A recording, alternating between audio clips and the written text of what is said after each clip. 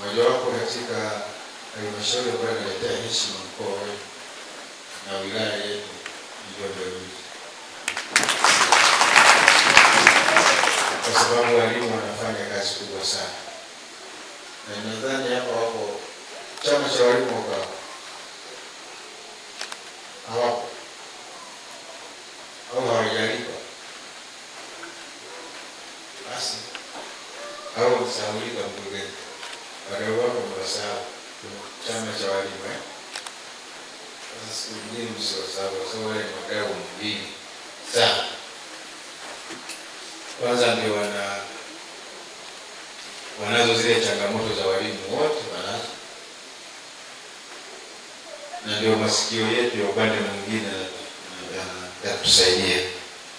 Kwa hiyo niwapongeze sana walimu kwa kazi kubwa ambayo mnaifanya kila wakati, kila mara katika majukumu yenu, kwa sababu tukiongea ufaulu tunaongea walimu, tukiongea kuondoa ujinga tunaongea walimu. Mwalimu Nyerere akasema tunapita na maadui watatu: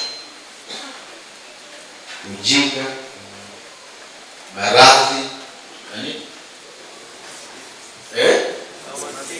Umaskini. Lakini akawekeza nguvu sana kwenye elimu, na leo tunakaa hapa, falsafa zile bado zinaishi, na tumejitahidi kama Watanzania kupiga hatua. Tumejitahidi sana kuhakikisha kwamba tunapiga hatua ili kuepuka au kuondokana na matatizo haya tulionayo. Kwa hiyo ninyi walimu ndio injini ya mapambano ya maadui hao watatu. Ninyi ndio injini au ninyi ndio silaha ya mapambano ya hao maadui watatu. Sasa inawezekana yule mwanafunzi wanamjaribu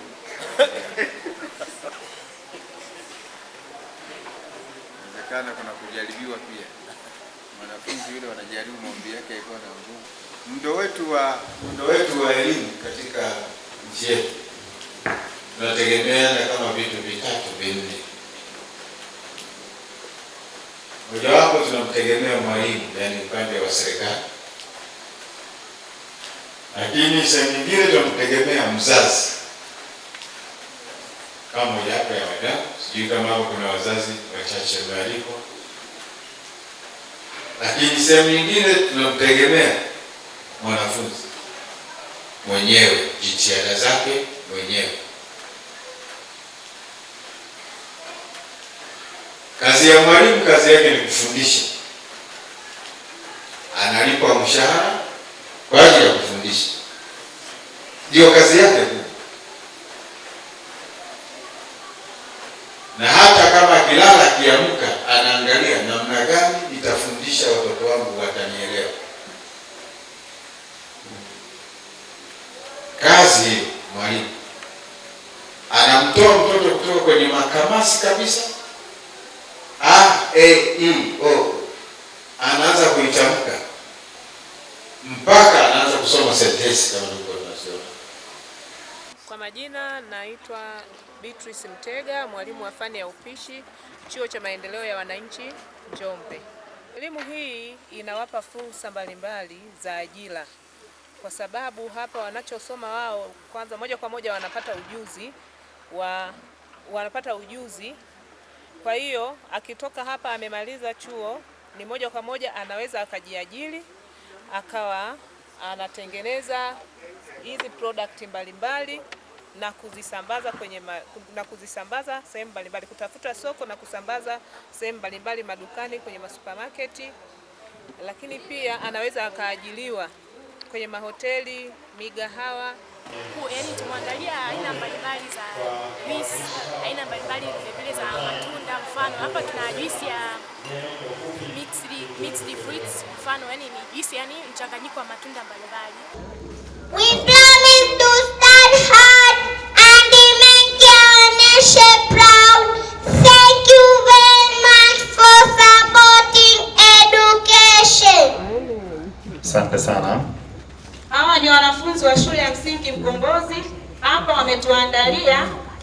kama vile wanatamani baba zao wanapocheza bao kule majumbani, wao wana bao la kielimu la kisomi zaidi ambalo linachangamsha akili yao. Hizi ni sauti za herufi. Watoto watasoma sauti ya herufi kisha ataenda kuunda neno akifika mwishoni.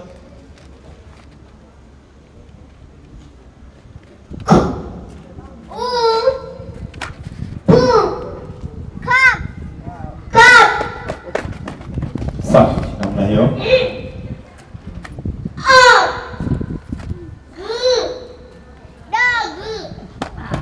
Sawa.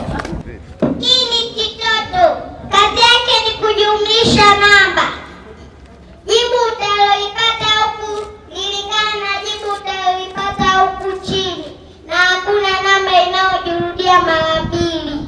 Utaona inafanya kazi kwa namna gani? Sawa kabisa mkombozi. Namna hiyo. Twende. Wape maiki.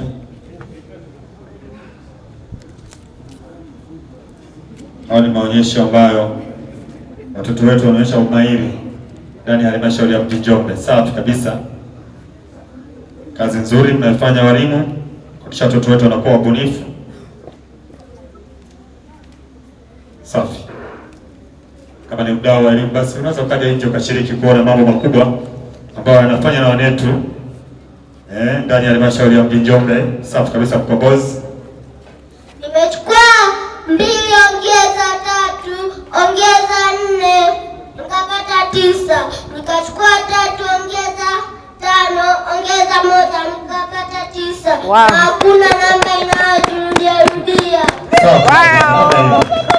Pigeni makofi na ndoje bwana. Watoto wanajitahidi kwa kazi nzuri. Mimi hapa nimechukua 5 kuongeza 1 kuongeza 2 nimepata 8. Na hapa nimechukua 1 kuongeza 3 kuongeza 4 nimepata 8.